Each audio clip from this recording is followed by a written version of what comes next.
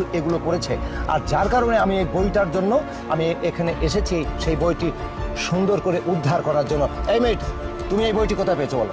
এই বইটাই আজকে আমি একটা দোকান থেকে কিনেছি, কিন্তু আমি জানতাম না যে এই বইটার মধ্যে এত পাওয়ার আছে, এই বইটার মধ্যে অলৌকিক শক্তি আছে।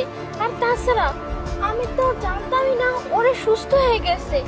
আর এই বইটা যেখানে থাকার কথা, এই বইটাকে ওখানেই থাকতে হবে, কারণ এটা হচ্ছে আমাদের রাষ্ট্রীয় সম্পদ।